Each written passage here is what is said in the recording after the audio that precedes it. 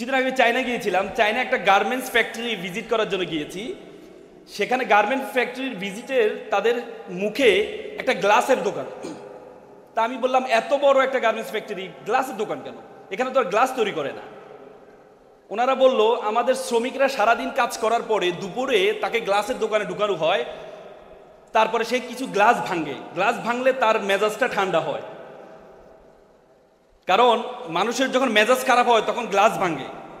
তোমরা দেখছো কিনা? তোমরা আম্মুদেরকে দেখছো? হ্যাঁ, তোমরা আম্মুদেরকে দেখো নাই না? আচ্ছা, তাহলে তোমার আম্মুদের মেজাজ খুবই মানে কন্ট্রোল আছে নাকি? তার মানে তোমাদেরকে যে আমি কথা বলার আগে যে বেলুনটা ফুটানো হয়েছে, কারণ তোমাদের মেজাজ গরম, কারণ তোমাদেরকে সকালে খাওয়া দেওয়া হয়নি, খালি পেট।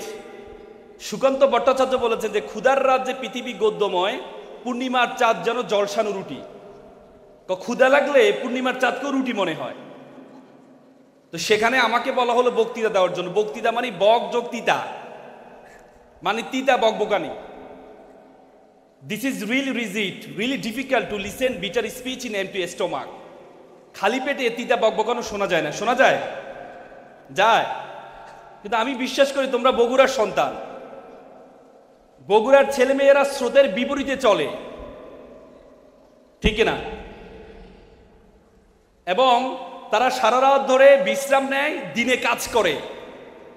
ব্রিটিশরা যখন প্রথমে বগুড়া আসছিল, প্রথম যখন বগুড়া আসে, তখন বগুড়ার দই দেখে জিজ্ঞেস করেছে, হোয়াট ইজ দিস?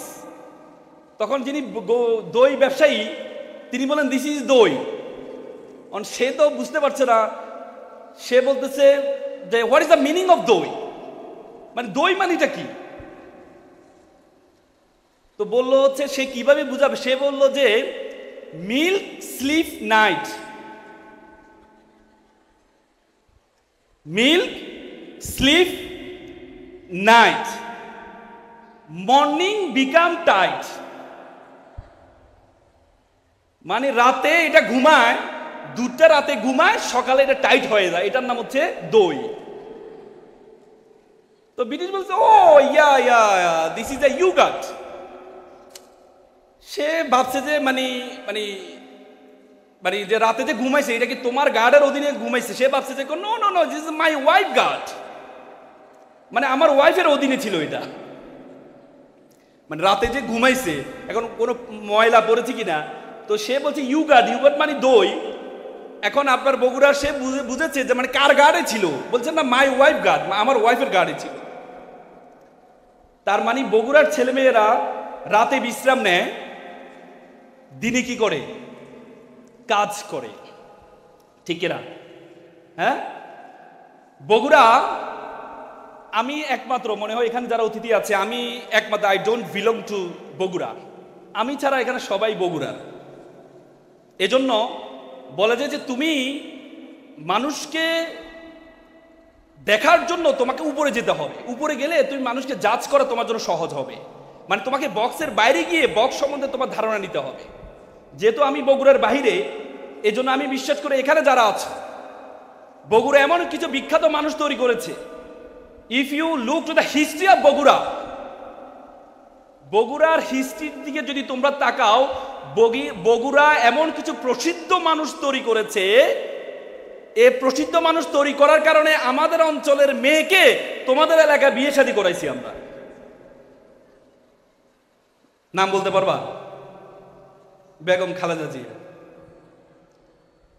মানে তোমরা এত যোগ্য। ব্রিটিশ বিরোধী আন্দোলনে প্রথম সর্বকনিষ্ঠ যে বিপ্লবী ছিল প্রফুল্ল চিত্রা, তিনি বগুড়ার সন্তান ছিলেন।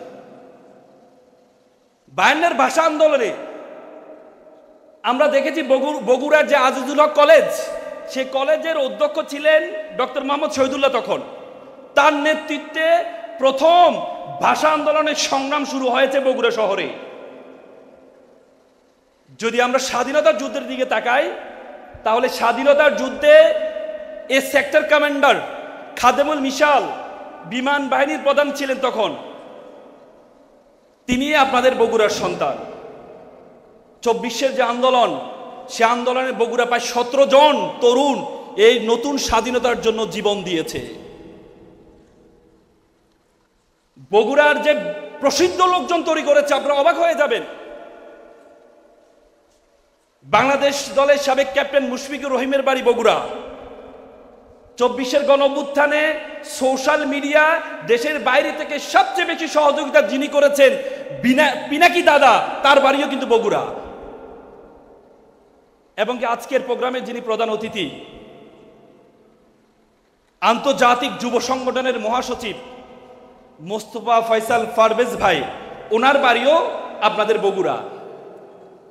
এবং বাংলাদেশের প্রসিদ্ধ প্রকাশনী গার্ডিয়ান প্রকাশনীর যিনি প্রধান, কিছুক্ষণ আগে বক্তব্য দিয়েছেন নূর মোহাম্মদ ভাই, তার বাড়িও আপনাদের বগুড়া। এবং আমাদের শাকিল ভাই, সুপ্রিম কোর্টের একজন প্রসিদ্ধ আইনজীবী, তার বাড়িও বগুড়া। তার মানে আমরা যদি বগুড়ার হিস্ট্রির দিকে তাকাই, বগুড়ার হিস্ট্রি হচ্ছে সবসময় আন্দোলন, সংগ্রাম এবং প্রসিদ্ধতার ইতিহাস। বগুড়ার নামকরণের দিকে যখন আমরা তাকিয়েছি, বগরা, তিনি স্বাধীন বাংলার নাসির উদ্দিন বগরা নামে বগুড়ার নামকরণ করা হয়েছে। সুলতান বলবনের ছেলে ছিলেন তিনি।